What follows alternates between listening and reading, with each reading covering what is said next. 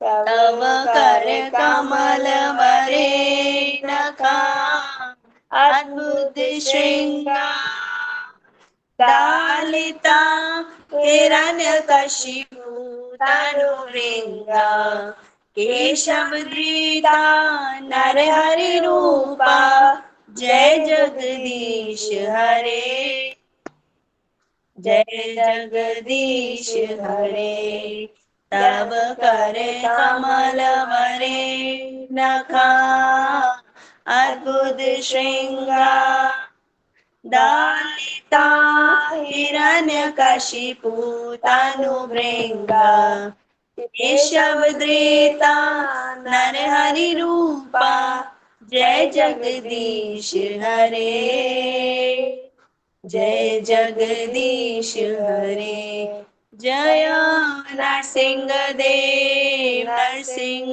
देव नरसिंह देव जय नरसिंह देव जय प्रहलाद महाराज प्रहलाद महाराज प्रहलाद महाराज जय प्रहलाद महाराज प्रभुपाद प्रभुपाद प्रभुपाद जय जय प्रभुपाद हरे कृष्णा कृष्ण कृष्ण हरे हरे हरे राम राम राम हरे हरे हरि बोल हरि बोल बहुत सुंदर, बहुत हरि सुंदर। बोल माता जी, हरि बोल, हरि बहुत बोल। सुंदर। बहुत सुंदर बेटा। हरि बोल हरि बोल। सभी भक्तों को पंचांग प्रणाम। हरि बोल माता जी। 10 नाम बहुत अपराधी सुंदर। बोल दो। प्रभु जी 10 नाम अपराध। उन भक्तों की निंदा करना जिन्होंने प्रचार करने के लिए अपना जीवन समर्पित कर दिया है प्रभु के पवित्र नाम को। भगवान शिव या भगवान ब्रह्मा जैसे देवताओं के नामों को भगवान विष्णु के नाम के बराबर या उससे अलग मानना, आध्यात्मिक गुरु की आज्ञा का उल्लंघन करना, वैदिक संस्करण के अनुसार अनुसरण में वैदिक शास्त्रों या शास्त्रों की निंदा करना, हरे कृष्ण के जप की महिमा को एक काल्पनिक मानना, भगवान के पवित्र नाम की कुछ व्याख्या करने के लिए पवित्र नाम के बल पर पाप कर्म करना, हरे कृष्ण के जप को उन शुभ कर्म कांडों में से एक मानना जो वेदों में फलदायी गतिविधियों के रूप में प्रस्तुत किए गए हैं, एक श्रद्धाहीन व्यक्ति को पवित्र नाम की महिमा के बारे में निर्देश करना, पवित्र नाम के जप में पूर्ण विश्वास न रखना और इस मामले पर इतने सारे निर्देशों को समझने के बाद भी भौतिक आसक्तियों को बनाए रखना, जप करते समय असावधानी बरतना भी एक अपराध है। हरे कृष्ण। बहुत अति सुंदर, अति सुंदर। कृष्ण हरि बोल माता जी, बहुत सुंदर। हरे कृष्णा हरि बोल। हरे कृष्णा हरे कृष्णा हरे कृष्ण माता जी। प्रभु जी हरे 5। कृष्णा माता जी। हरे कृष्णा बहुत हरे बोल।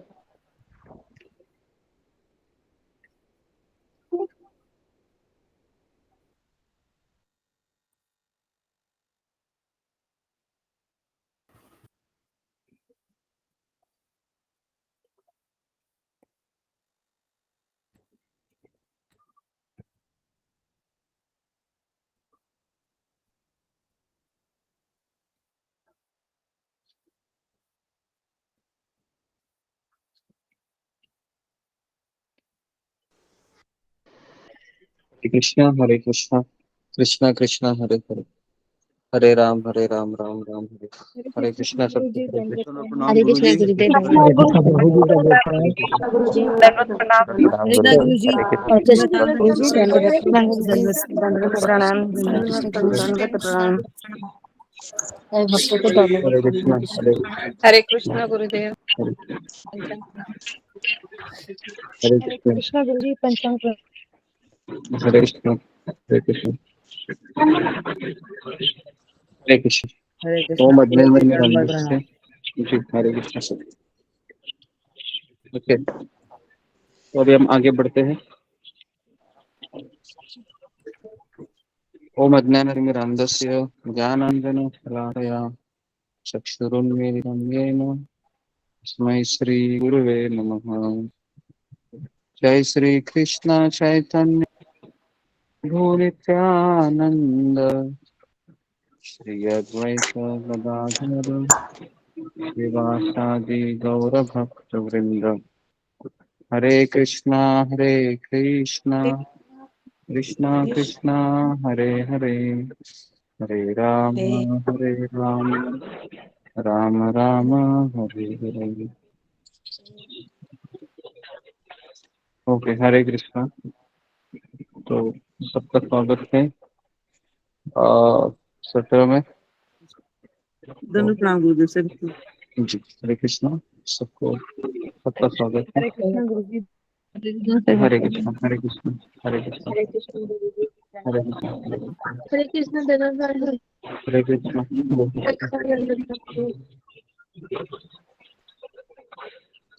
हरे कृष्ण। जी, आज किसका टर्न था बताने का? उसमें स्वरूप हरे कृष्ण प्रभु जी, धन्यवाद प्रणाम। काजल दत्ता माता जी का गुरु जी।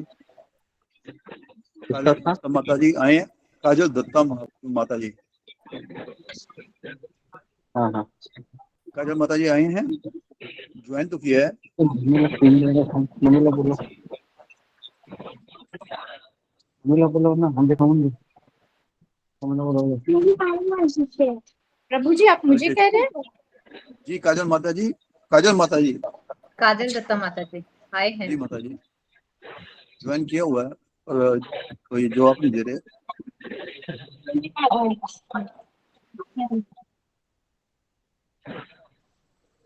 अगर नहीं है काजल दत्ता माता जी,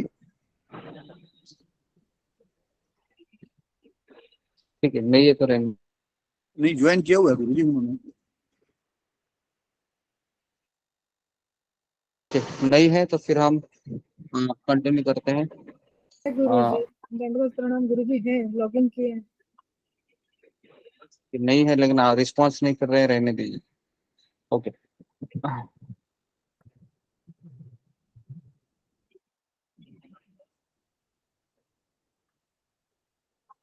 तो आज हम एक विशेष सेशन लेने वाले हैं, जो कुछ चीजें हैं जो हमारे लिए बहुत ही इम्पोर्टेंट है।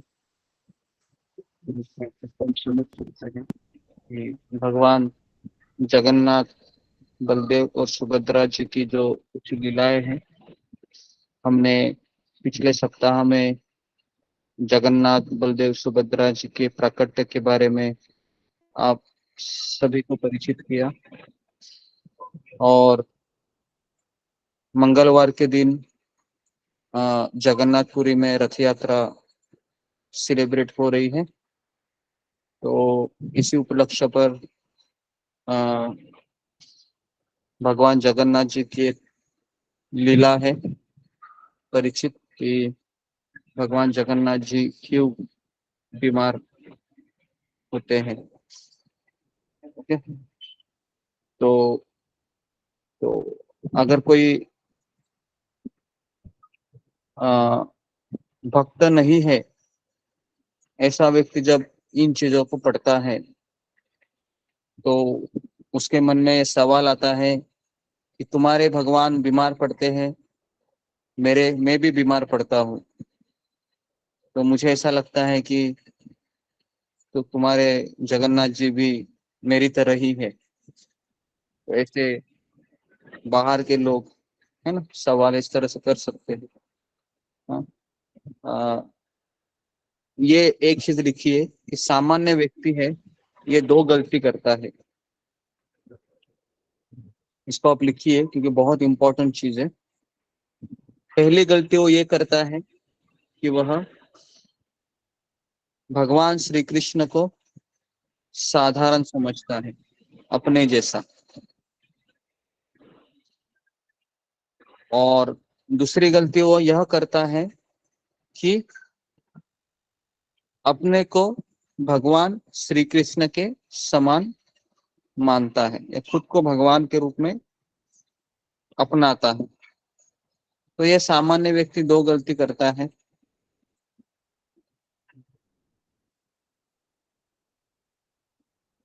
जी, तो आज हम देखेंगे कि किस तरीके से जगन्नाथ जी बीमार होते हैं, क्या कारण है इसका, तो मैं आपको एक वीडियो के जरिए ही दिखाने की चेष्टा करता हूँ। ओके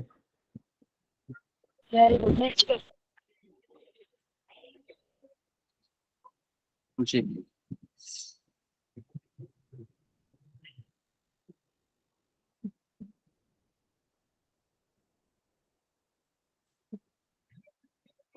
जगन्नाथ जी, बलदेव, सुभद्रा जी का जो कल पिछले हफ्ते जो हमने चर्चा की थी, जिसपे हमने, कौन सा राजा थे वो, राजा का नाम क्या था जी? इंद्रदुम्न।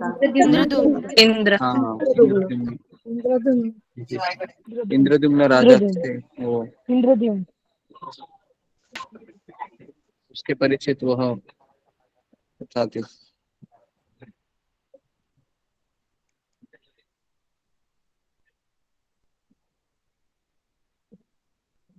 तो आप सबको पता है कि आज से 12 दिन पहले ही स्नान यात्रा थी, और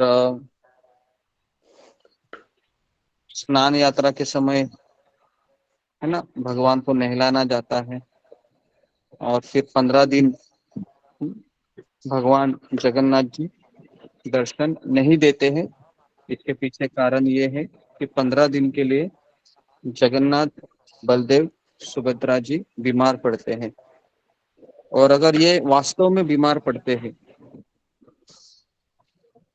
पता है आपको, ये वास्तव में बीमार पड़ते हैं, ऐसा नहीं है कि हम उसको, जिस तरीके से गुड़िया गुड़िया का खेल होता है ना बचपन में, आपने खेला होगा, तो उसमें हम देखते हैं कि हम खुद ही उसको कहते हैं कि अभी हमारी गुड़िया है, हमारी गुड़िया है, वो बीमार हो गई है, अभी वो घर से बाहर नहीं निकलेगी या नहीं निकलेगा, लेकिन ये हम एज्यूम करते हैं। लेकिन भगवान की ये जगन्नाथ जी की जो लीला है, इसमें वो वास्तव में बीमार होते हैं, ठीक है, और ये हर साल ये लीला होती है।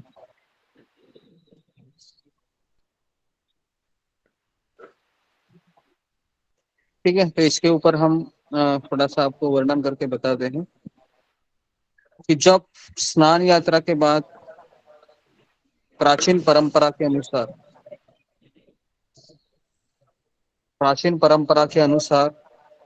जब बीमार पड़ते हैं भगवान, तो 14 दिन तक आराम करते, 14 दिन या 15 दिन तक,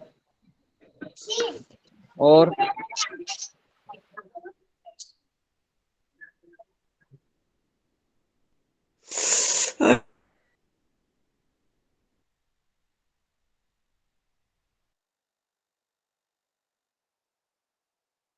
गुरुजी आप म्यूट हैं। गुरुजी म्यूट हो गए। अच्छा अच्छा, ओके जी। तो जब भगवान का स्वास्थ्य बिगड़ जाता है, तो भगवान का जो दर्शन है वो भगवान के बंद किए जाते हैं, प्रवेश द्वार बंद किया जाता है। तो अगर अभी आज आप जाओगे जगन्नाथपुरी में, तो क्या आपको जगन्नाथ जी के दर्शन होंगे? तो इसका उत्तर है नहीं होंगे, क्योंकि भगवान है वह अभी क्या कर रहे हैं, विश्राम कर रहे हैं। अगर आप बीमार हो जाते हो और अगर आपको कोई मिलने के लिए आता है, तो आप क्या बोलते हो? मैं अभी बीमार हो गया हूँ, मैं बीमार हो गई हूँ, है ना, मैं आपसे नहीं मिल सकते, बराबर है। तो प्रवेश द्वार पहले बंद किया जाता है, और केवल पुजारी और वैद्य जी को ही इलाज के हेतु सुबह शाम भगवान तक पहुंचाने की इजाजत है। तो कौन जाते हैं वहां पर? 2 लोग जाते हैं केवल 15 दिन, वह है पुजारी और वैद्य जी। पुजारी क्यों जाता है? पूजा करने के लिए। और वैद्य जी क्यों जाते हैं? इलाज करने के इलाज इलाज करने के करने के लिए दवा देने के जी, दवा देने के लिए, है ना। और ये प्रक्रिया हर साल होती है, हर साल ये प्रक्रिया होती है। और फिर आषाढ़ शुक्ल पक्ष की द्वितीय तिथि को रथ यात्रा पर भगवान भ्रमण के लिए निकलते हैं। ठीक है, तो अभी हम देखेंगे कि भगवान है वह जगन्नाथ जी क्यों बीमार हो जाते हैं। तो ज्येष्ठ मास की पूर्णिमा पर जब स्नान यात्रा होती है, ज्येष्ठ मास की पूर्णिमा पर भगवान को 108 घड़ों से देव स्नान किया जाता है। पता है ना आपको कि 108 घड़ों से देव स्नान किया जाता है। और स्नान करने के बाद जगन्नाथ भगवान, बलदेव, सुभद्रा जी बीमार हो जाते हैं।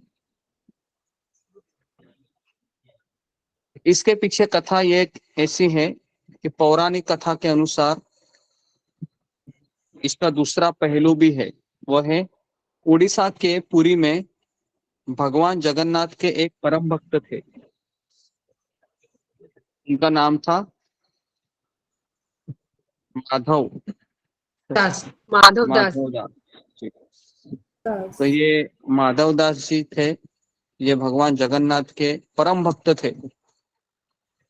और वो प्रतिदिन जगन्नाथ जी की भक्ति भाव से आराधना करते थे, उनकी पूजा करते थे, उनको भोग खिलाते थे, उनको कीर्तन करते थे। एक बार क्या हुआ, माधव दास को उल्टी हो गई, दस्त हो गया, माधव दास बीमार हो गए और वो इतने दुर्बल हो गए कि चलना फिरना मुश्किल हो गया। लेकिन फिर भी वो भगवान की सेवा को छोड़े क्या? भगवान की सेवा को नहीं छोड़े।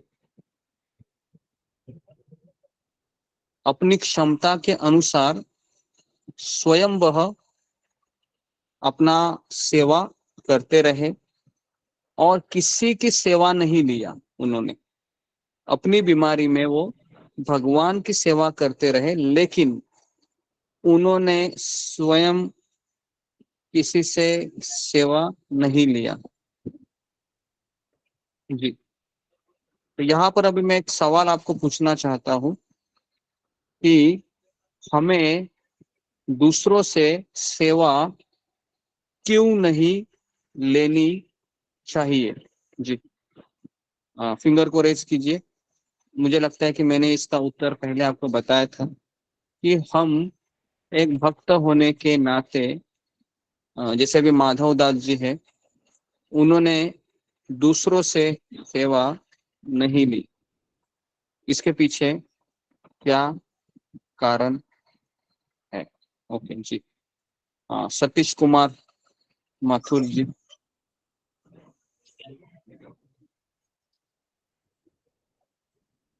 क्या आप कुछ बताना चाहते हैं? आपका फिंगर रेज है, गलती से हो गया है।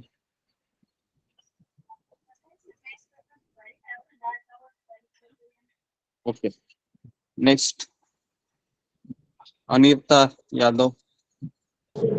हरे कृष्णा गुरुजी, दंडवत प्रणाम।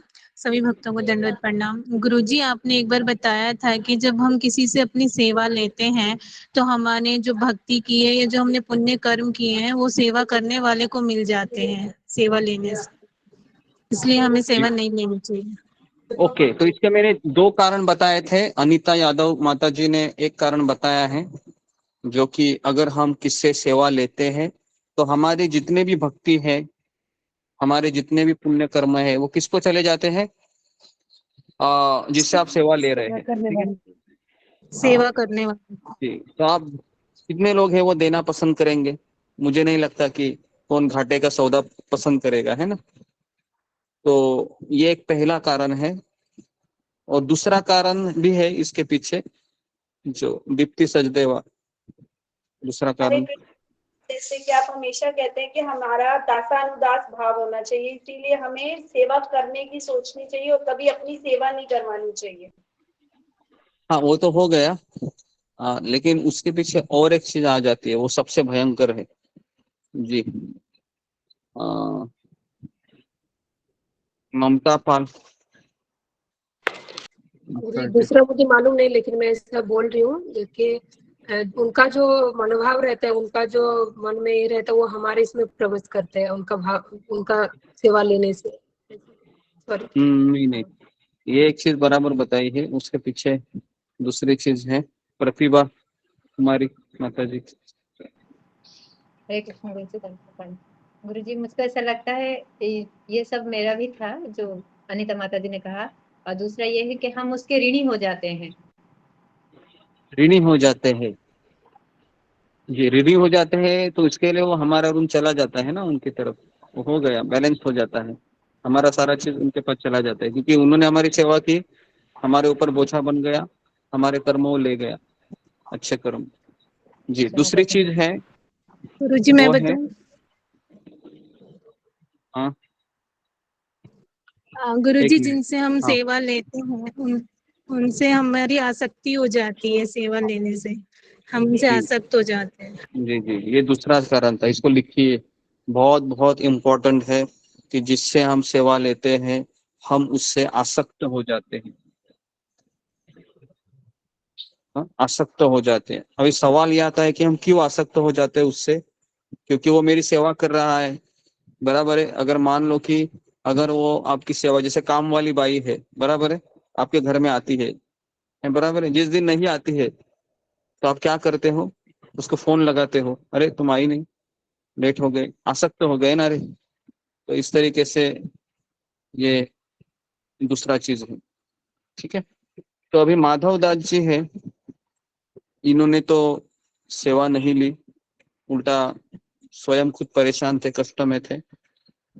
लेकिन माधव दास का रोग है जब और गंभीर होता गया, क्योंकि तो किसी का माइक चालू है, माइक को बंद करो। साधना माता जी म्यूट कर लीजिए।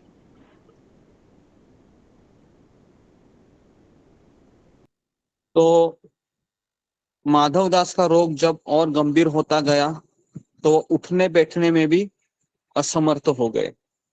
आप सब कितने लोगों का ये अनुभव रहा होगा कि, और कितने लोगों ने इस तरह से एफर्ट किया है, जरा फिंगर को रेज कीजिए, कि आप बीमार हो गए हैं लेकिन फिर भी आप लड्डू गोपाल का सेवा है, गौर निताय का सेवा है, जगन्नाथ जी का सेवा है, रूटीन में करते रहे करते रहे करते रहे, ओके। और उसके बाद फिर इतने आप बीमार हो गए कि अभी बाद में आपने कृष्ण को कहा, कृष्ण अभी नहीं हो रहा है मेरे से, बहुत ही ओके, हाथ पैर नहीं हिल रहे हैं जी।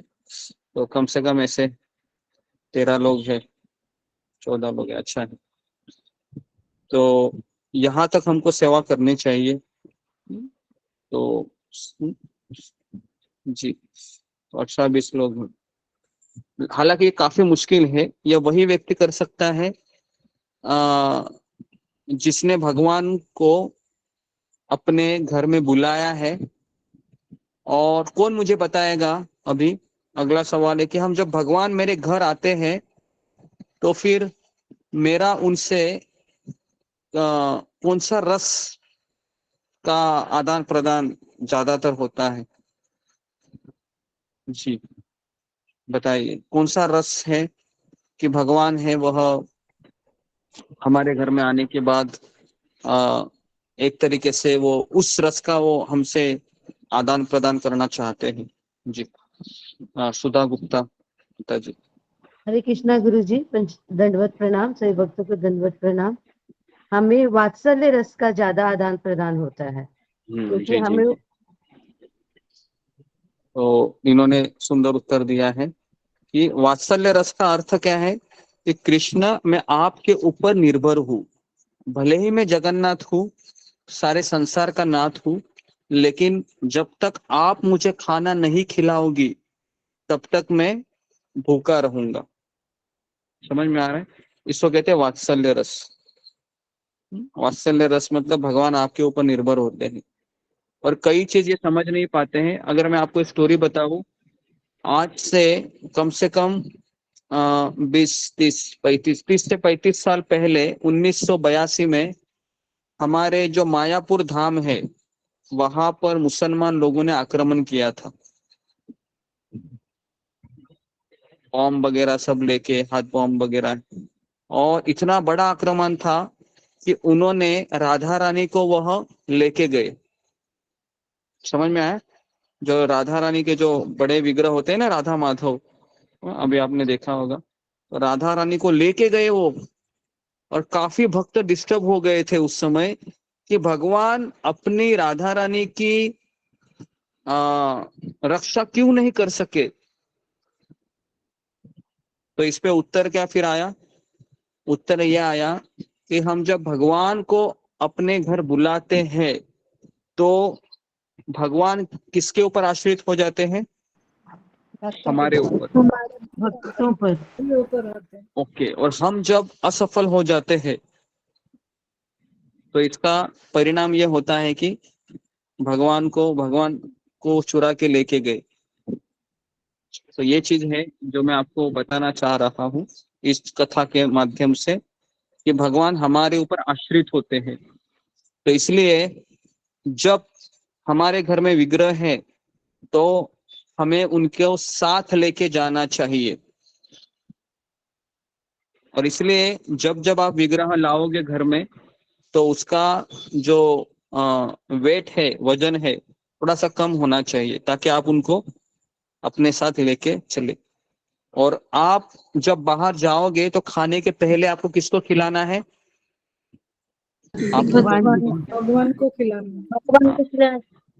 जी हाँ। तो ये चीज है, ये बहुत बहुत बहुत इम्पोर्टेंट है समझना कि मेरे घर में आए हुए जगन्नाथ, बलदेव, सुभद्रा ये अपनी रक्षा नहीं कर सकते क्योंकि ये वो मेरे ऊपर आश्रित है। क्लियर है? अभी हम आगे बढ़ते हैं।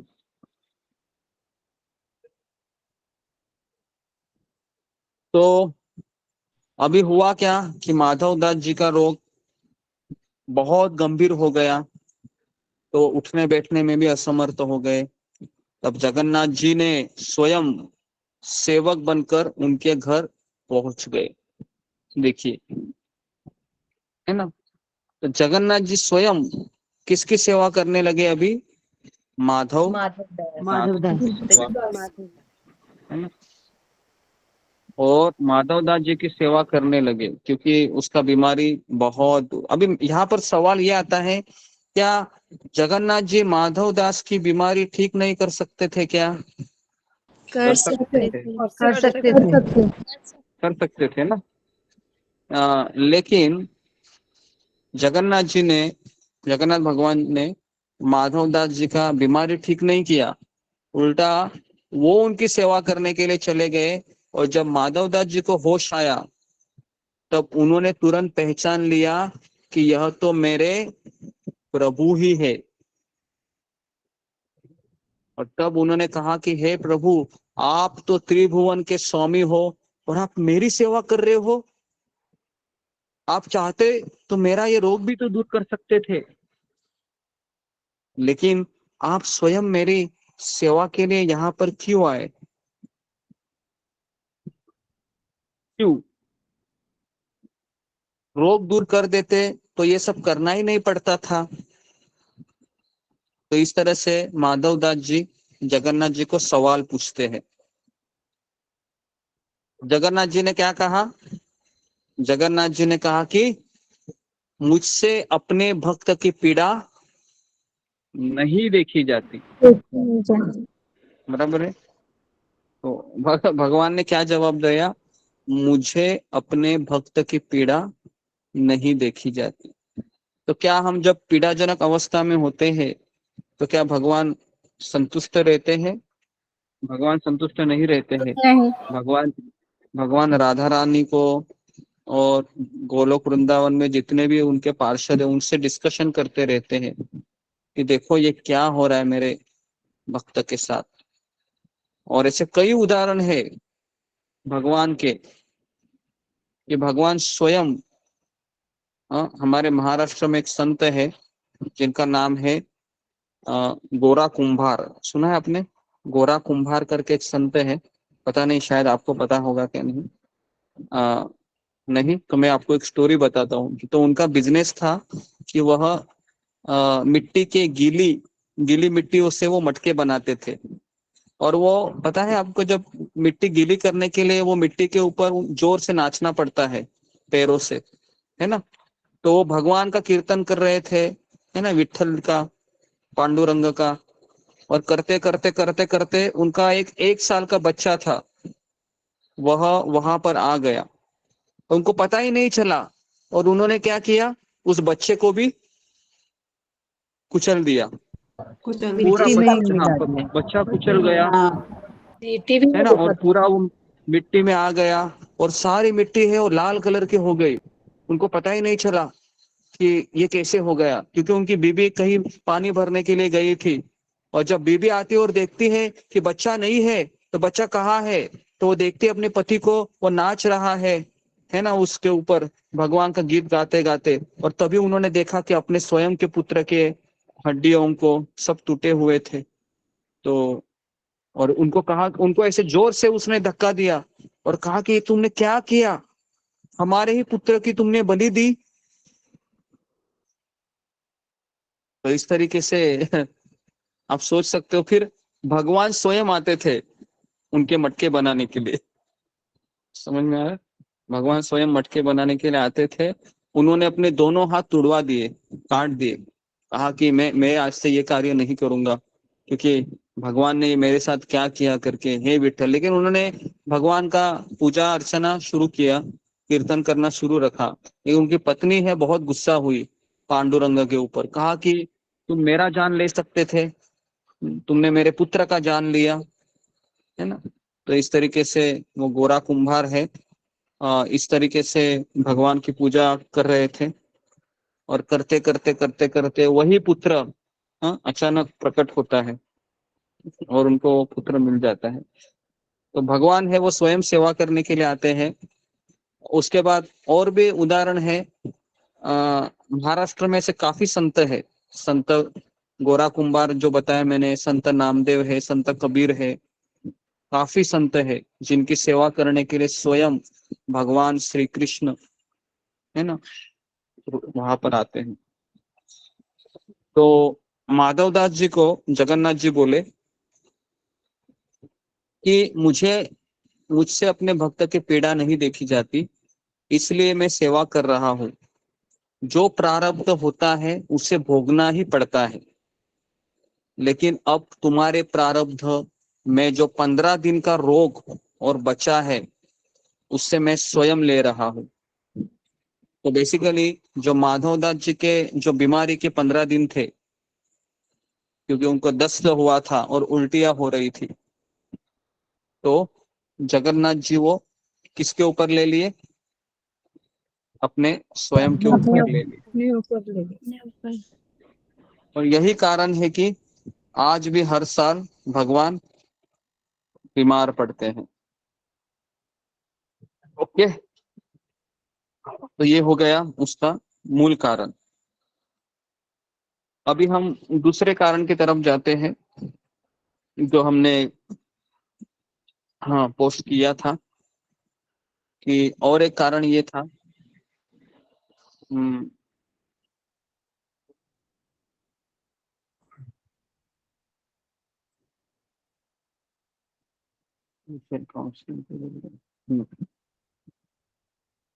जी, कि जगन्नाथ जी मध्य रात्रि में रसोई में क्यों गए, और ऐसे काफी लीलाएं हैं जगन्नाथ जी के बारे में। तो मैं उन लीलाओं को आपको बताता हूँ आज, ताकि जितना हम जगन्नाथ जी को याद करेंगे। और तीसरे दिन मुझे लगता है मंगलवार में जगन्नाथ बलदेव सुभद्रा जी की रथ यात्रा, है ना, जगन्नाथपुरी में सेलिब्रेट होती है। तो उस समय हम और भी जगन्नाथ जी को याद किया करेंगे।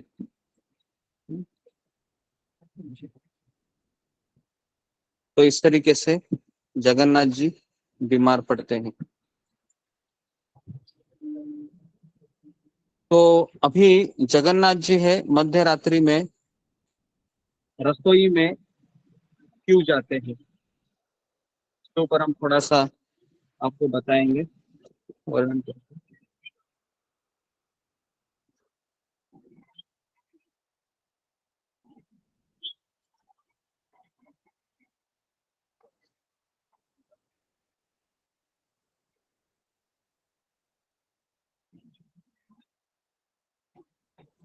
तो जगन्नाथ जी के एक भक्त थे जिनका नाम था बंधु मोहंती, पता है आपको? बंधु मोहंती करके उनके भक्त थे।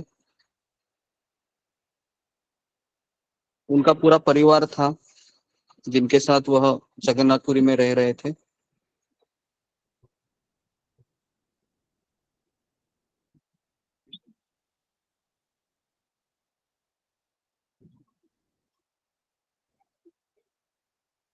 उनके पास एक पुत्र और एक पुत्री थी और वह स्वभाव से वैष्णव थे। वो वैष्णव मतलब जो भगवान के पूजा में लगा हुआ है।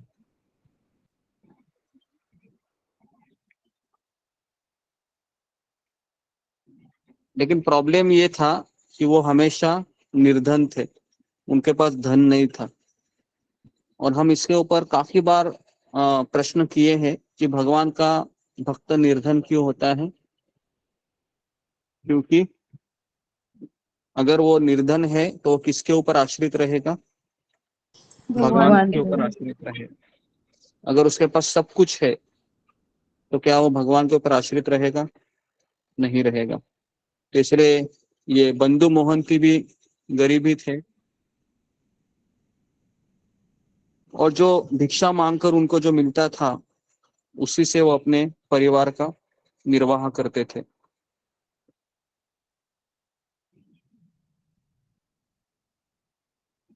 लेकिन अपना जो उनका गृहस्थ जीवन था, अपने पत्नी पुत्र उनके प्रति वो अनासक्त थे, अपना कर्तव्य निभा रहे थे, लेकिन उनका सारा पूरा आसक्ति भगवान जगन्नाथ जी के पास था।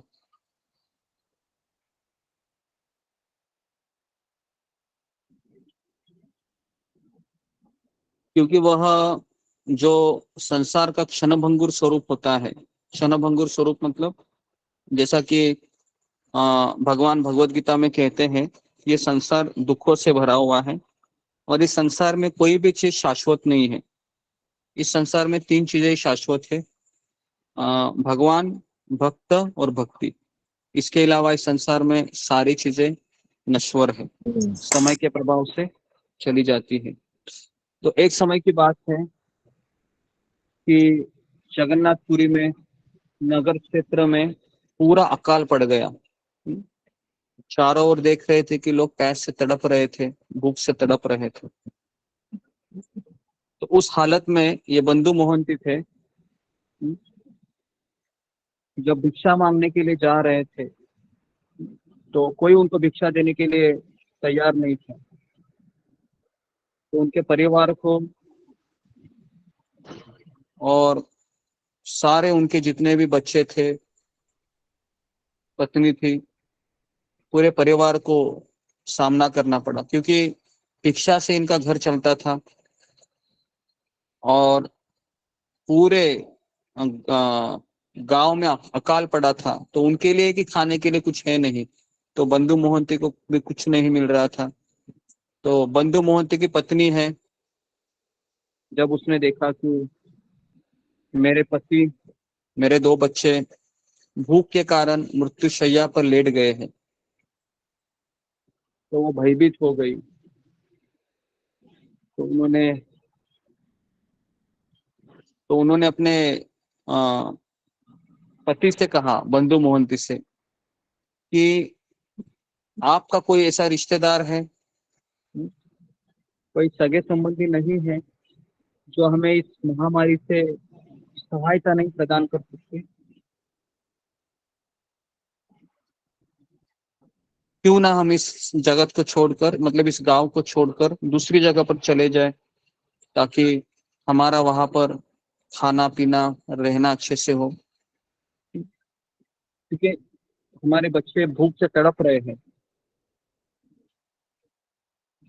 तो बंधु मोहंती ने अपनी पत्नी की प्रार्थना सुनकर कहा कि मेरा कोई रिश्तेदार नहीं है, क्योंकि एक भक्त होता है उसके रिश्तेदार कोई होते ही नहीं। क्यों? क्योंकि वो सारा समय किसको देता है? सारा समय वो भगवान को देता है, तो उसके सारे रिश्तेदार कम हो जाते हैं।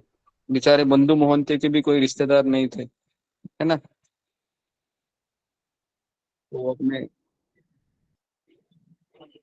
तो उन्होंने कहा कि मेरा कोई रिश्तेदार नहीं है, लेकिन मेरा कोई परम मित्र है। हाँ, परम मित्र है।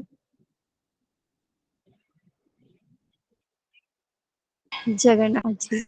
हाँ, और कहते हैं कि ये परम मित्र लेकिन यहाँ पर नहीं रहते, बहुत दूर रहते हैं, श्री क्षेत्र पुरुषोत्तम क्षेत्र पूरी धाम में रहते हैं।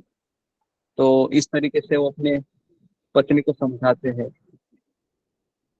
अगर हम किस तरह से वहां तक पहुंच गए तो हमारी सारी समस्याओं का निवारण हो जाएगा। जैसे ही बंधु मोहंती की पत्नी सुनती है, बहुत आनंद आता है उसको। कहती कि आप देर क्यों लगा रहे हो, चलो हम जल्दी चलते हैं, है ना। मैं एक बच्चे को उठा लेती हूँ और आप दूसरे बच्चे को उठा लीजिए। क्योंकि माता पिता का सबसे बड़ा दुख क्या होता है पता है ना आपको? जब उनके बच्चे भूख से तड़प रहे हो, वो देखा नहीं जाता है। बाकी सब कुछ बर्दाश्त कर सकते हैं इस संसार में माता पिता, लेकिन वो दुख बर्दाश्त करना बहुत कठिन है। तो इस तरीके से बंधु मोहंती की पत्नी कहती है कि ठीक है।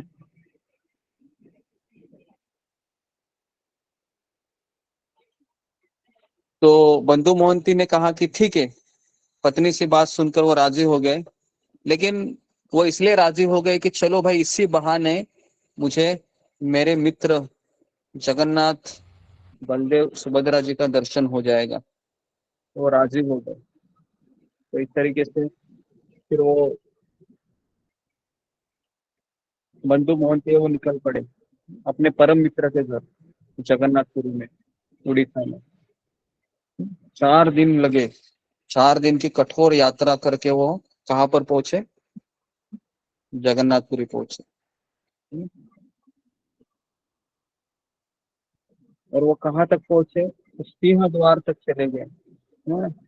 आप लोगों ने देखा है ना सिंह द्वार, बिल्कुल सामने ही है जगन्नाथपुरी के। और कई लोग उस पर चढ़ के दर्शन करते हैं, क्योंकि जगन्नाथ जी वहां से दिखते हैं। और अगर आपको पता होगा कि चैतन्य चरितामृत में वर्णन आता है कि जब चैतन्य महाप्रभु जगन्नाथपुरी में जब रह रहे थे अपनी संन्यास लीला के समय, तब वहां पर वो हमेशा वही से दर्शन करते थे। और अचानक एक बूढ़ी औरत उनके, पता है ना, शरीर पे चढ़ती है, ऐसे कंधे पे खड़ी रहती है। क्यों? जगन्नाथ जी का दर्शन करने के लिए। तो सारे सेवक चिल्लाते, ए बूढ़ी औरत क्या कर रही हो तुम, एक सन्यासी के ऊपर चढ़ के दर्शन कर रही हो। लेकिन चैतन्य महाप्रभु कहते हैं कि अरे इसको तुम कुछ बोलो मत, अरे उसका उत्साह देखो, ऐसा है उत्साह चाहिए हमारे पास भगवान का दर्शन करने के लिए। तो भगवान ने उसका अप्रिशिएट किया, है ना। तो इसके लिए उत्साह ये भक्ति की माता है। समझ में आता है? जिस व्यक्ति में उत्साह है वो हमेशा चलता रहेगा, और जो उत्साह चला गया, उत्साह नहीं होना ये कैसा है? टायर में हवा चली गई है, दौड़ेगा क्या वो? बिना टायर, बिना हवा का टायर कितना भी दबाओ वो जाएगा ही नहीं। तो इसलिए उत्साह चाहिए, हंसते रहना चाहिए। भले ही दुख है, क्या करेंगे, क्योंकि दुख तो जाने वाला है नहीं, बराबर है। दुख तो, है ना, कल भी एक अगला दिन मेरी प्रतीक्षा कर रहा है, दुख आने वाला है। तो दुख को क्या करना है? मुस्कुराना है। आ जाओ भाई, क्या करोगे अभी? जो कुछ करना है जल्दी जल्दी करो, जल्दी चले जाओ, बस यही कहते रहना। तो इस तरीके से बंधु मोहंती है अपने पत्नी के साथ पहुंच गया जगन्नाथपुरी में। बेचारे बहुत भूख से परेशान थे, है ना।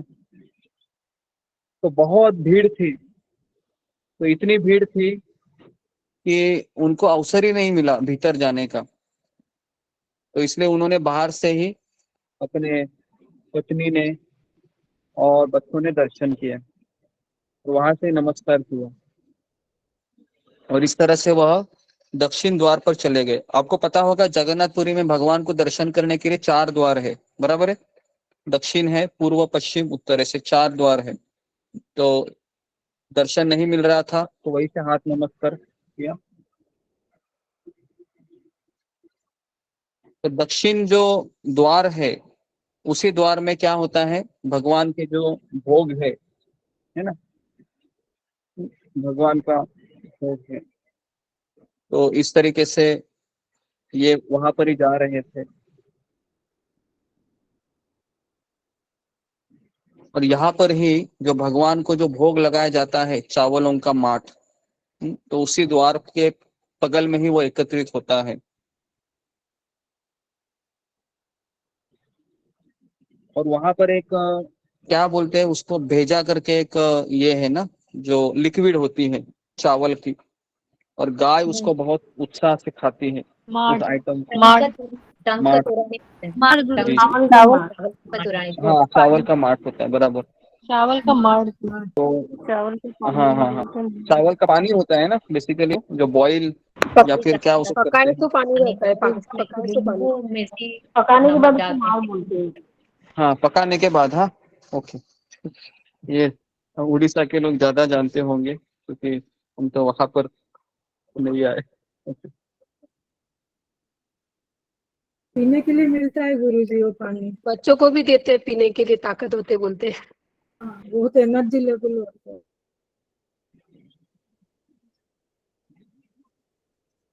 तो पत्नी ने पूछा, अभी क्या हुआ, आपके मित्र ने कौन है, आपके मित्र कुछ बोल नहीं रहे हैं। पत्नी ने पूछा तो बंधु मोहंती बोले कि आज मेरे मित्र के घर बहुत गेस्ट आए हैं। इसके लिए चौकीदार है, अभी विशेष अतिथि को अंदर जाने के लिए है ना भेजते हैं। तो हम तो स्पेशल गेस्ट तो है नहीं। अभी पत्नी भी बेचारी क्या बोलती।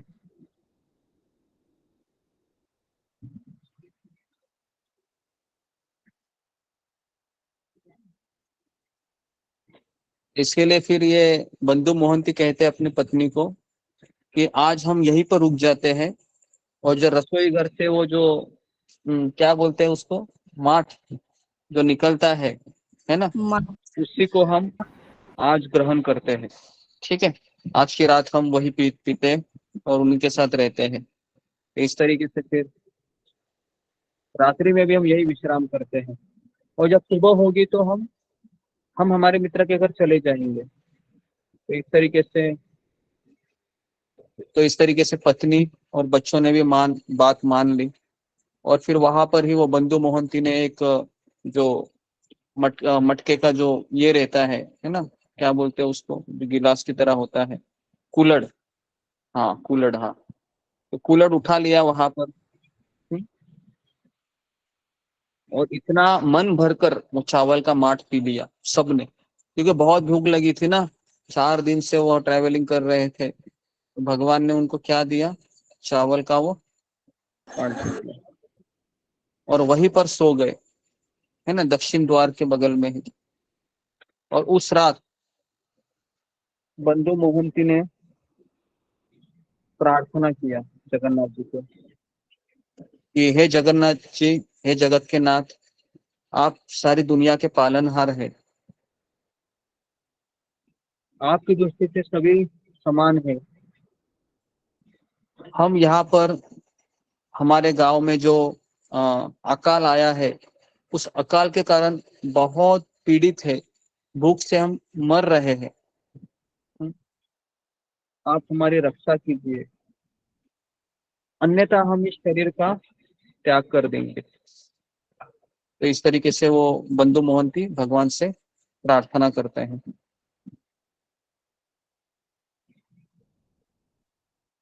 तो इस तरीके से भगवान का स्मरण करते हुए पूरी रात भर, क्योंकि उनके मित्र के रूप में वहां पर वो आए थे पूरा परिवार को लेके, और स्मरण करते करते, प्रार्थना करते करते उनकी आंख लग गई। तो उस समय सारे पुजारी हैं अपनी संध्याकालीन सेवा करते करते, रात की जो सेवा थी वो करने के पश्चात अपने घर चले गए। लेकिन जगन्नाथ जी को नींद आ सकती है क्या? नहीं आ सकती है। उनका नहीं। भक्त है, भूख से तड़प रहा है, कैसे भगवान सो सकते हैं? तो इस तरीके से बेचारे भगवान जगन्नाथ जी है वो सो नहीं पा रहे थे, क्योंकि उनका एक परम भक्त अपने परिवार के साथ उनके मंदिर के द्वार पर बेचारे भूख से तड़प कर सो रहे थे। और आपको पता है ना कि बिना खा के नींद आती है क्या? नींद भी नहीं आती है। आपने निर्जल एकादशी में देखा होगा ना, रात को 10 बजे, 11 बजे, 12 बजे, 1 बजे, हाँ 10-10 मिनट ऐसा लग रहा था कि एक एक युग की तरह लग रहा होगा, है ना? जैसा वो कहते हैं ना, युगाइतम निमेषेन चक्षुषा प्रावृषाइतम शून्याइतम जगत सर्वम गोविंद विरहे नमः, है ना? तो चैतन्य महाप्रभु कहते हैं कि युग मुझे एक शून्य के जैसा लग रहा है विरह में। तो हमें वो घड़ी का समय विरह में एक युग की तरह लग रहा था। हाँ, कब 6 बजेंगे, कब 6 बजेंगे, कृष्ण दया करो, है ना? तो इस तरीके से जगन्नाथ जी ने वो सोच रहे थे कि मेरा मित्र माधव बंधु मोहंती इतने दूर से आया है, भूख प्यास से तड़प रहा है, थोड़ा बहुत उसने खा लिया है, फिर भी वह मुझसे प्रार्थना कर रहा है, हे तीनों जगत के स्वामी, अगर आप मुझसे खाने के लिए नहीं देंगे तो मैं तड़प तड़प कर मेरा शरीर मुझे त्याग करना पड़ेगा। तो इस तरीके से बोल रहे हैं वो।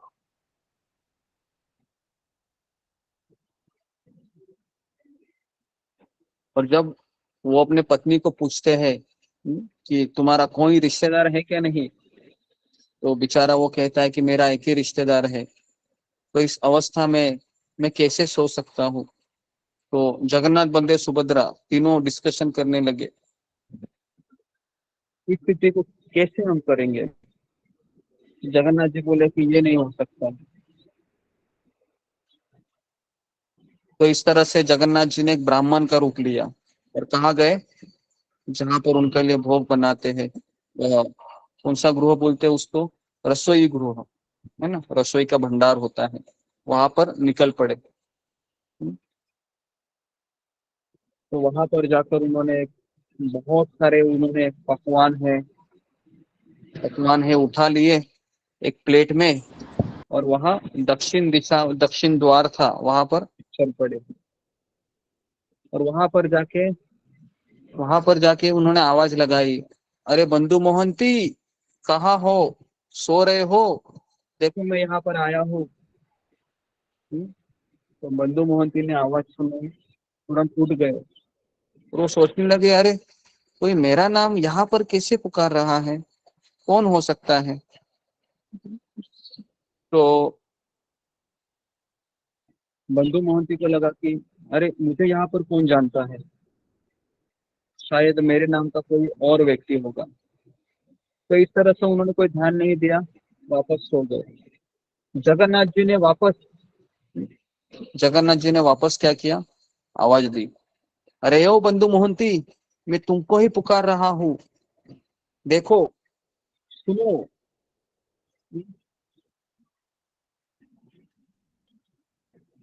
तो इस तरीके से वो कह रहे हैं कि आप यहाँ पर आ जाइए, मैं आपके लिए भोजन का व्यवस्था किया हूँ, जल्दी उठ जाइए। जैसे ही बंधु मोहंती सुनते हैं कि मैं, जगन्नाथ जी बोलते मैं एक जगह पर ठहरा हूँ, तुम वहां पर आ जाओ, मैं तुम्हारा मित्र ही हूँ। बंधु मोहंती जब दूसरी बार सुनता है तो फिर वह चला जाता है, और वहां पर उनको एक ब्राह्मण मिलते हैं जो थाल लेकर खड़े थे। तो भगवान ने उनको कहा कि आप इस थाल को लेके अपने परिवार के पास चले जाइए, आज का खाना आप इसको ग्रहण कीजिए, प्रातः जैसे ही शुरू होती है मैं आपके लिए सारा प्रबंध कर दूंगा। तो इस तरीके से बंधु मोहंती है अत्यंत प्रसन्न हो गए और अपने परिवार वालों को जगाया और सब ने भरपेट भोजन किया। तो उसके बाद फिर बंधु मोहंती है, वह जो सुवर्ण का जो थाल था, एक्चुअली वो सोने का थाल था जिसपे जगन्नाथ जी है ना सब कुछ लाए थे, तो सुवर्ण का थाल लेकर वह वहां पर वो वापस गए उनको देखने के लिए, वापस देने के लिए, लेकिन वहां पर वो ब्राह्मण को दिखे नहीं। तो उन्होंने सोचा कि कोई पुजारी आएंगे तो मैं उनको लौटा दूंगा। तो उन्होंने क्या किया कि उसको वापस लौटा दिया, बराबर है। और वापस उसने लौटा नहीं दिया, वापस उसने अपने कपड़े में से रब करके रख दिया और सोचा कि जब सुबह हो जाएगी ना तब मैं ब्राह्मणों को दे दूंगा। और यहाँ पर क्या होता है, जैसे ही सुबह होती है रसोई भंडार में सारे उनके जो पंडा लोग रहते हैं वो चले जाते हैं और वहां पर वो देखते हैं तो सुवर्ण जो थाली थी वहां पर उनको दिखाई देती है, एक सोने का थाली गायब था। तो इस तरीके से सुवर्ण थाली चुराने की जो सूचना है वह शासन प्रबंधक को दी गई। अभी देखो ये नया अभी एपिसोड आएगा बराबर है। तो अभी एग्जाम किसके ऊपर आएगा? बंधु जी। तो देखिए अभी हुआ क्या है कि वो दक्षिण द्वार के पास जहां पर वह ब्राह्मण मिला था, बंधु मोहंती ने उस सोने का जो ये था क्या बोलते हैं उसको, सोने का थाली तो सोने का थाली उन्होंने कपड़े में बांध के रखा था उधर ही। तो जैसे ही सबको पता चलता है कि सोने की थाली गायब है तो वहां पर उस जगह पर उस एक लाल कलर के कपड़े में उस थाली को एक व्यक्ति देखता है, वो चमक रही थी। तो यहाँ पर जब देखा तो उस व्यक्ति ने देखा कि यहाँ पर तो ये बंधु मोहंती उनके परिवार के लोग सोए हैं। तो उस लड़के ने फिर शासन प्रबंधक को कहा कि ये जो थाली है ये हमें बंधु मोहंती के पास मिली। तो इस तरीके से राजा की सैनिकों को ये लगा कि बंधु मोहंती ने इस थाली को चुराया है। तो राजा के सैनिकों ने बंधु मोहंती को इतना पिटा सारे परिवार वालों को जेल के अंदर डाल दिया। अभी मुझे बताइए, पहला बात तो भगवान ने ये किया कि इतनी चिंता किया कि चिंता में उन्होंने स्वयं जाकर थाली से कुछ मिष्टान्न ले ली और अपने भक्त बंधु मोहंती का पेट भरा। अभी पेट भरने के बाद कहा कि प्रातः विधि में तुमको सब चीज मिल जाएगा।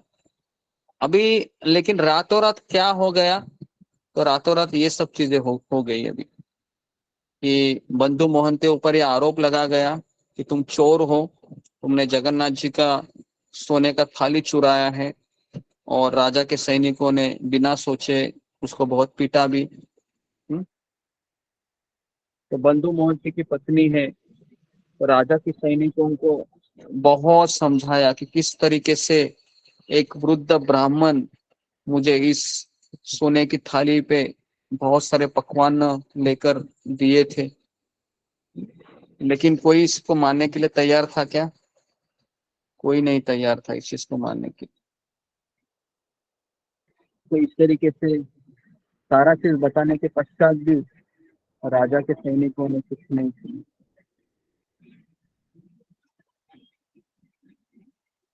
तो इस तरीके से अभी बंधु मोहंती वो कारागृह में बंद थे। उन्होंने पुनः एक बार अपने मित्र जगन्नाथ जी को प्रार्थना की, पुकारा। तो उन्होंने कौन सी प्रार्थना की इस समय में?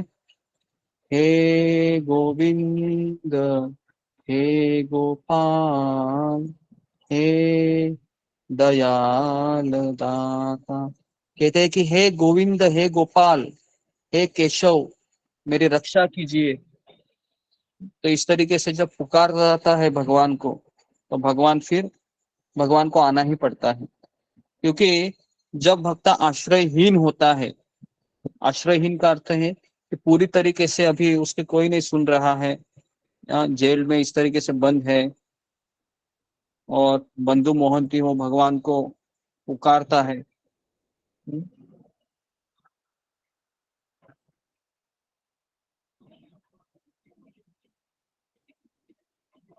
तो आप जैसा दयालु इस संसार में भगवान प्रभु कोई नहीं है। मुझे इस संकट से आप निकाल दीजिए। तो इस तरीके से वो जो ब्राह्मण थे, वृद्ध ब्राह्मण, वह राजा के सपने में चले गए जगन्नाथ जी बनकर, और राजा को जोर से डांटते हुए कहा, ध्यान पूर्वक सुनो हे राजा, अगर तुम्हारे घर पर कोई भूखा व्यक्ति है, तो क्या तुम उसको भूखा सुलाते हो? अगर तुम्हारे द्वार पर कोई भूखा आता है, ऐसे जोर से डांटा जगन्नाथ जी ने। कोई ऐसा प्राणी है जो बिना भोजन करके सोता है? मेरा प्रिय मित्र अपने पूरे परिवार के साथ यहाँ पर आया है, और बिना कुछ खाए पिए वो सोया था। तो इसके लिए मैंने क्या किया है, मैंने एक सोने की थाली से उसको खाना खिलाया।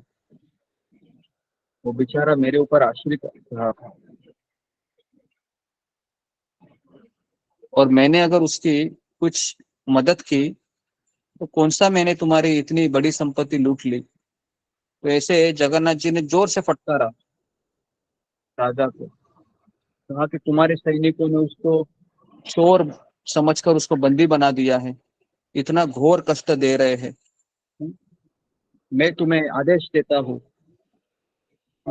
उसी क्षण तुम चले जाओ, उसको मुक्त करो, उसके बाद उसके चरण पखारो, उसको सोने का मुकुट पहनाओ। देखो जगन्नाथ जी क्या क्या कर रहे हैं, देखो अभी, है ना। आभूषण भेंट प्रदान करो, पगड़ी बांधो, और आजीवन उसके भोजन की और रहने की व्यवस्था करो, और मेरी ही तरह। और अगर तुमने ऐसा नहीं किया तो जगन्नाथ भगवान कहते हैं तुम्हारा संपूर्ण कुल का विनाश हो जाएगा। तो यहाँ पर भगवान जगन्नाथ जी राजा को ये कहना चाह रहे हैं कि मेरे उस भक्त की सेवा किस तरह से होनी चाहिए, जिस तरह से मेरी सेवा होती है। तो ये बहुत बड़ी चीज है यहाँ पर। तो भगवान स्वयं अपने भक्त की सेवा ऐसी चाहते हैं कि वो भी मेरी तरह ही उनकी सेवा हो। तो ये भगवान का हृदय है। तो कल ही हम चर्चा कर रहे थे, क्या भगवान निष्ठुर है? 2 दिन 3 दिन पूर्व हम कुंती महारानी के समय में, लेकिन भगवान निष्ठुर नहीं है। लेकिन ये सब सुनने के बाद हमें लगता है कि ये बंधु मोहंती के ऊपर इतनी दया और ये मेरे ऊपर इतनी दया नहीं, बराबर है। तो ये सवाल यहाँ पर आता है। तो इस तरीके से जगन्नाथ जी वहां पर अदृश्य हो गए, और जगन्नाथ जी अदृश्य होने के बाद तुरंत राजा उड़ गया और स्वयं उस जेल में चले गए, और बंधु मोहंती को मुक्ति किया, उनको उनका अभिषेक किया, सुंदर आभूषण उनको प्रदान किए, और कहा कि चरण उनके पखारे, और कहा कि आपके दर्शन करके हे बंधु मोहंती में धन्य हो गया। शास्त्र कहता है कि अगर किसी भक्त के दर्शन होते हैं तो हमारा हृदय शुद्ध हो जाता है। नरोत्तम दास ठाकुर कहते हैं तुम्हारा दर्शन पवित्र करो, ये तुम्हारा गुण, कि आपके दर्शन करने से मेरा मन तृप्त हो जाता है, मेरा हृदय शांत हो जाता है। तो दर्शन केवल करने से वैष्णव का पूरा सब कुछ चला जाता है, जीवन का पीड़ा, इतना वैष्णव के दर्शन का महत्व है।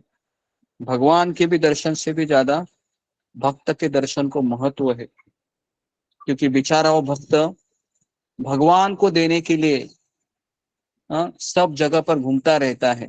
जैसे हमारे शिल प्रभुपाद जी भगवान को देने के लिए उम्र की 70 साल में समुद्री यात्रा करने के पश्चात हिप्पी लोगों के साथ रहते हैं, उनका कष्ट वो सहन करते हैं। तो ऐसा भक्त भगवान को बहुत प्रिय होता है। तो वो राजा है, बंद मोहंतों के सामने नतमस्तक होता है और कहता है कि मैं आजीवन आपके रहने की, आपके खान पान की व्यवस्था करूंगा। मेरे सैनिक का सारा अपराध किया है, उसको मुझे क्षमा कीजिए। तो इस तरीके से बंधु मोहंती का राजसिक सम्मान किया राजा ने। तो इस तरीके से बंधु मोहंत ने अपना बाकी का सेवा जो जीवन है वो भगवान के चरणों में उन्होंने निछावर किया। अभी ये कथा में थोड़ी सी ट्विस्ट है कि जब वो ब्राह्मण के रूप में आए थे जगन्नाथ जी, और उनको कहे थे कि कल से प्रातः से तुम्हारी सारी व्यवस्था मैं कर दूंगा, लेकिन बीच में क्या होता है, बीच में उनके ऊपर बड़ा संकट आता है। अभी यहाँ पर ही क्या होता है ना, भगवान का प्रयोजन रहता है, लेकिन हम प्रयोजन अगर समझ पाते हैं क्या, भगवान हमारी सारी व्यवस्था करने वाले थे, लेकिन बीच में वो जो होता है ना, जेल में डालना, एक्सट्रीम डिफिकल्टी होना, तो उस समय अगर हम भगवान की श्रद्धा पे अगर भरोसा रखते हैं तो समय की ही बात है, आगे बहुत कुछ अच्छा होने वाला है। बराबर है। इस कथा में हम इस चीज को भी हम देखते हैं बंधु मोहंत की कथा में। तो इस तरीके से भगवान आधी रात में क्या करते हैं, अपना पेट भरते हैं अपना पेट नहीं भरते हैं, आधी रात में वो भक्त का पेट भरने जा रहे हैं, है ना। हमारा पेट, भगवान इतने भगवान दयालु है। भगवान का एक विशेष गुण है ना, वो है भक्त वत्सलता। और यही गुण से सुखदेव गोस्वामी भगवान से आकर्षित हुए कि जो पूतना आई थी कृष्ण को मारने के लिए अपने स्तनों पर जहर लगाकर, कालकुट नाम का, लेकिन उस मारने वाली पूतना को भी भगवान ने वैकुंठ में धात्री का स्थान दिया। तो इतने भगवान दयालु है। लेकिन हम जब ये कहानी सुनते हैं तो मन में पहला सवाल क्या आता है कि भगवान मुझ पर दया कब करेंगे बराबर है। ये सब कहानियां पढ़कर पहला यही सवाल आता है कि ये बंधु मोहंती तो ठीक है, भगवान समझ में आया, बेचारा दूर से आया था, है ना, और कितने भक्तों के ऊपर आपने दया की है, शास्त्र चिल्ला चिल्ला कर कहते हैं, लेकिन हे प्रभु मेरे ऊपर आप दया कब करोगे। पहले सुनिए, हमारे ऊपर दया करने के लिए पहले तो हमें अपने आप को अयोग्य समझना चाहिए। जो बंधु मोहंती का जो मनोवृत्ति था उस लेवल तक तो आना चाहिए ना। अगर मान लो कि हम आते थे और अगर हमको खाना ही नहीं मिलते थे तो हम क्या करते थे बंधु मोहंती की तरह हम नहीं करते थे प्रार्थना, हम कुछ और ही कर सकते थे।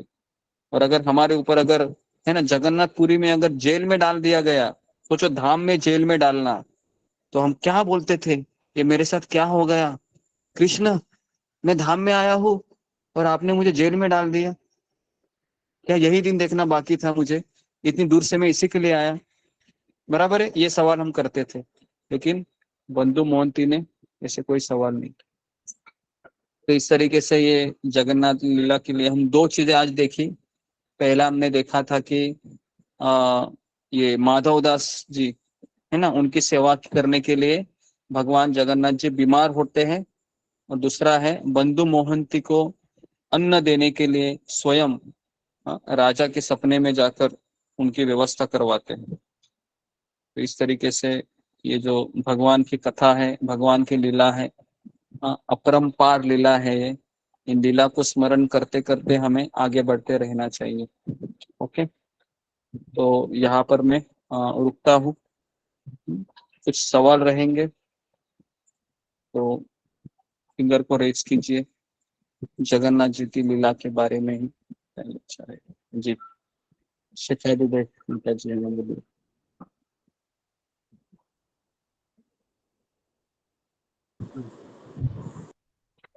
जी बोलिए। हरे कृष्णा गुरु जी प्रणाम। गुरु जी वो जो जगन्नाथ भगवान को जो नहलाते हैं पहले, तो उसके बाद वो बीमार पड़ते हैं ना? हाँ हाँ 15 दिन बीमार थे स्नान यात्रा के बाद। स्नान यात्रा के बाद फिर 15 दिन बाद यात्रा निकलती है। हाँ 15 दिन के बाद मंगलवार में यात्रा निकलती है, रथ यात्रा। हाँ गुरु जी वो जो जगन्नाथ भगवान की पूजा करते हैं, तो फोटो में भी तो पूजा कर सकते हैं ना? हाँ फोटो में भी पूजा कर सकते हो। जी हरे कृष्ण गुरु जी। ओके तो जी आप में से कितने लोगों के घर में जगन्नाथ बलदेव सुभद्रा के विग्रह है? हाथ खड़ा कीजिए 1 2 3। ओके तो अच्छा है। गुरु जी फोटो है। हाँ फोटो है। हाँ फोटो है गुरु जी, फोटो है। विग्रह विग्रह है विग्रह जगन्नाथ बलदेव गुरु सुभद्रा जी के। मेरा पूरा नहीं बना हुआ है प्रभु जी। ओके कम से कम मेरे पास है। 21 भक्तों के पास है। अच्छा है जगन्नाथ बलदेव सुभद्रा के विग्रह है। अच्छा है तो आप उस दिन उनको थोड़ा सा जगन्नाथ 56 जी भोग बनाने का प्रयास कीजिए, है ना, जगन्नाथ बलदेव सुभद्रा जी को। और जी बहुत ही अच्छा है। सब लोग उस दिन है जगन्नाथ जी को अच्छे से श्रृंगार कीजिए, अच्छे से उनको भोग लगाइए, ज्वेलरी पहनाइए। ओके जी।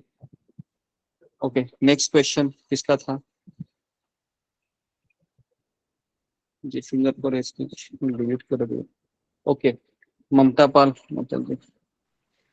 गुरु जी मैं पूछना चाहती थी कि जगन्नाथ जी का जो फोटो है, तो उसमें आपने आरती का जो विधि बताए थे सभी, वो हाँ हम कर करते हैं, सकते हैं। लेकिन हाँ हाँ, हाँ तो जगन्नाथ जी को बीच में कैसे आरती करने का, मतलब जैसे कि पहले गुरु जी की हमारे अनुभूति लेते हैं हम प्रभुपाद जी के और हाँ हमारे राधानाथ स्वामी गुरु जी को, फिर हमारे हाँ निताई चंद्र को, हाँ फिर हाँ बाद में राधा रानी को। तो जगन्नाथ जी को बीच में कब वो आरती करना है? पहले जगन्नाथ जी को करते हैं, फिर बलदेव जी करते को, फिर सुभद्रा जी को करते हैं, उसके बाद फिर गौर निताई को करते हैं। इस तरीके से करते हैं। ओके तो राधा कृष्ण के बाद गौर निताई का करना है, फिर बाद में जगन्नाथ जी का, कि जगन्नाथ जी का पहला फिर गौर निताई का? पहले राधा कृष्ण का करना है, उसके बाद फिर जगन्नाथ बलदेव और सुभद्रा का, फिर गौर निताई का। नरसिंहदेव और उसके बाद गवर्नमेंट। ओके जी नेक्स्ट सुधा गुप्ता। हरे कृष्णा गुरु जी दंडवत प्रणाम। गुरु जी जगन्नाथ भगवान के दूसरा कारण क्या है बीमार होने का? मैं सुन नहीं पाई थी थोड़ा अच्छे से। बीमार होने का कारण हमने यही बताया आपको कि जो उनका भक्त था माधव दास जी, वो बीमार होते हैं और वो सारी बीमारी है वो जगन्नाथ जी अपने ऊपर लेते हैं उनका, क्योंकि वह उनकी सेवा में लगता है। तो जी गुरु इसलिए जी ये तो 15 दिन पहला वो कारण है बीमार ना, होते हैं। दूसरा कारण भी बताया था ना आपने एक। पहला कारण ही बताया था ना मैंने, वो दूसरा कारण कौन सा था? गुरु जी ये आपने वही कहा था कि जैसे उसके प्रारब्ध कर्म के हिसाब से और 15 दिन उसको बीमार रहना था, इसीलिए वो 15 हाँ दिन जगन्नाथ जी अपने ऊपर ले लेते हैं। हाँ हाँ हाँ बराबर बराबर, ये प्रारब्ध था उसका। एक चीज हम देखते हैं इसमें कि भगवान है कि किसी जीवात्मा के ना वो प्रारब्ध इस पे ज्यादा खिलवाड़ नहीं करते हैं। हालांकि वो स्वयं वहां पर उनकी सेवा करने के लिए आते हैं। हालांकि भगवान ही कर सकते थे लेकिन भगवान नहीं आए। ओके नेक्स्ट अंजू शर्मा धन्यवाद गुरु जी। जी। कृष्णा गुरु जी दंडवत प्रणाम। मैं ये पूछ रही थी कि जो रथ यात्रा निकलती है, तो क्या हम भी जा सकते हैं क्या? हाँ जा सकते हैं लेकिन वहां पर इतनी भीड़ रहती है नहीं, कि वहाँ नहीं, जैसे गुजरात में अंकलेश्वर में ना निकलती है 20 तारीख को, तो हाँ हाँ मैं भी जा सकती हूँ? हाँ जो जो जो लोकल टेम्पल में निकलती है इस्कॉन मंदिर में, तो उस पे आप जा सकते हैं, कोई प्रॉब्लम नहीं है। ठीक है गुरु जी, धन्यवाद। ममता कुमारी। हरे कृष्णा गुरु जी दंडवत प्रणाम, सभी भक्तों को दंडवत प्रणाम। गुरु जी मेरा प्रश्न तो नहीं है तो, लेकिन मैं सभी भक्तों को और आपको धन्यवाद देना चाहती हूँ। आप लोगों ने मेरे बेटे के लिए वो प्रेयर करवाया था, उसका IIT का रिजल्ट निकला हुआ है गुरु जी, वो पास कर गया गुरु जी। हरि बोल, हरि बोल, हरि बोल, हरि बोल, हरि बोल, हरि बोल माता जी, हरि बोल महाराज जी, हरि बोल। धन्यवाद सभी भक्तों को, बहुत धन्यवाद। हरि बोल, हरि बोल। नेक्स्ट, धन्यवाद। तो अच्छा है, सब भक्तों की कृपा है तो होता है तो अच्छा ही है। ओके, नेक्स्ट रीति दबास, आखिरी क्वेश्चन। गुरु जी दंडवत प्रणाम। गुरु जी, ये विठल भगवान भी ये जगन्नाथ जी हैं क्या? हाँ, ये विठल भगवान जो हैं ये जगन्नाथ जी हैं क्या? जैसा कि हम जगन्नाथ जी भगवान तो वही है, लेकिन हम जब गोलोक वृंदावन में देखते हैं तो सबसे पहले कृष्ण का स्वरूप आता है, उसके बाद द्वारकावासी कृष्ण, मथुरावासी कृष्ण, और उसी के बाद फिर जगन्नाथपुरी आता है। बराबर है। एक्चुअली जगन्नाथपुरी ये गोलोक वृंदावन का ही पार्ट है, लेकिन गोलोक वृंदावन का थोड़ा सा बाहर है ये, और वैकुंठ के भी ऊपर है। और विठल भगवान है वो वैकुंठ के है, पांडुरंग जो उनके इष्ट देव रहे हैं। और जगन्नाथ भगवान है ये उनसे भी रसों में सुपीरियर है। सुपीरियर मतलब एक भगवान ही है, लेकिन जैसा हम कहते हैं ना कि कृष्ण में 100% है और विष्णु में 90% है, इस तरीके से। हालांकि सब एक ही है, लेकिन टेक्निकली थोड़ा सा हम उसको इस तरीके से बताते हैं। तो वैकुंठ के भगवान विठल जी है, पांडुरंग, और जगन्नाथपुरी के जो भगवान है वह है गोलोक वृंदावन के नीचे के है, द्वारिका, नवदीप, मायापुर और जगन्नाथपुरी। तो जो गोलोक वृंदावन का चार्ट है, बहुत दिन हुए देखा नहीं अभी। बराबर है। तो उसको गुरु जी याद आ रहा है अभी।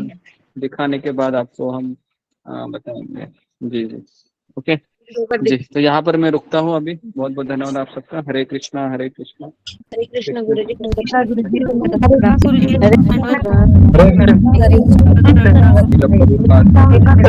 कृष्ण, हरे कृष्ण।